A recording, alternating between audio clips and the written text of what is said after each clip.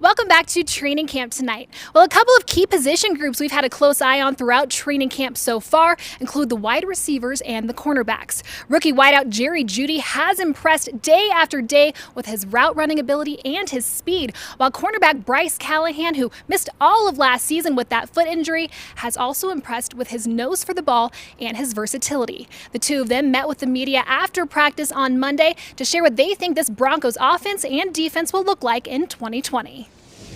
I feel like for year two, a lot of guys, just pick up the scheme a lot better. And, we're able to do, more advanced stuff that maybe we weren't able to do last year and stuff. So just the knowledge of the defense, people understanding how it's working, I feel like helps in the spike of the play and defense. Bryce, where are you most comfortable playing? Outside, inside, and where do you see yourself playing the most this year? That's a good question. I'm most comfortable at inside because that's what I've done most of my career, but I'm not foreign to outside. I'm willing to do both wherever the coach feels is best for the team. That's where I'm going to be at. Bryce, curious your thoughts of Jerry Jeudy and how you've enjoyed some of the battles with him in training camp so far. I mean, he's a great player, man. I love going up against him because I know I'm getting better. He's a savvy receiver. He knows how to create that separation that the quarterbacks love to see. Jerry, Emmanuel Sanders has been in the league for 10 years, and I know this has happened a couple times with you before, but is it surprising to you, or what's your reaction when these, wily veterans hit you up asking to learn stuff from your game? It's been a lot, it's saying that I'm doing something right.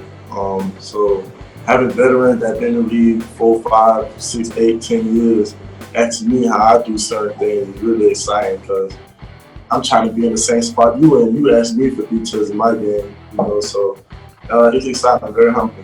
Jerry, how has Drew Lock helped you along and helped your adjustment? And also, what kind of presence is he in the huddle and in meetings and so forth?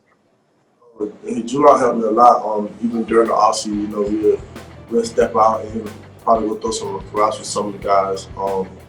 He's a great leader. He's a guy that leads by example. Not really talkative. He talk when he needs to. But when he talks, everybody listens. So that's the type of guy that should be on your team that going to play by do everything by the actions.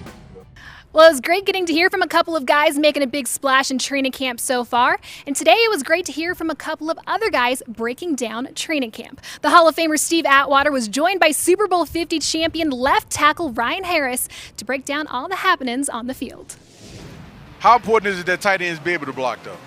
It is. It's part of the game. You said tight ends, they don't block much, but it's part of the game, and I watched Andrew Beck yesterday, and I loved him getting physical in that fullback position.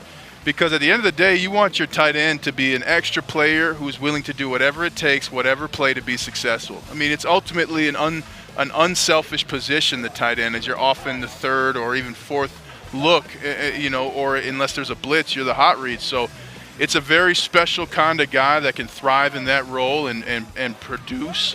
And I'm just looking forward to seeing if Noah Fant can do that this year because I thought we saw him become a man in that Browns game last year. He had a 60-yard touchdown catch where he was not being stopped. Right. They tried to go low. They tried to hit him in his thighs. And he was going. Yeah, bow. And people forget, too. I mean, Noah Fant, more receiving yards than Rob Gronkowski his rookie years. If Noah Fant can catch 700-800 yards, you have 700-800 yards in receiving, can have 8, 9, 10 touchdowns, to heck with blocking. Yeah, well, if you do that, they're always going to rush him. You know what I mean? Or they're going to blitz on him to make sure he can't do that, right? And those guys don't really exist. And look at what's happened to Jimmy Graham. He's a guy who, when he was at Seattle, was kind of playing in that position. Since he left, he hasn't been able to get open, and have that same production. So that day, it's interesting to me how the game will advance in some places and come back in others. You've got to block because at the end of the day, that tight end position, you've got to be tough. Oh, I agree. You're getting hit by a Steve Atwater, and if Steve stands you up, I'm running down the line to hit him from the back to get him over to first down, and then there's a linebacker coming. So you've got to be a tough son of a gun, and you've got to be an unselfish player as well.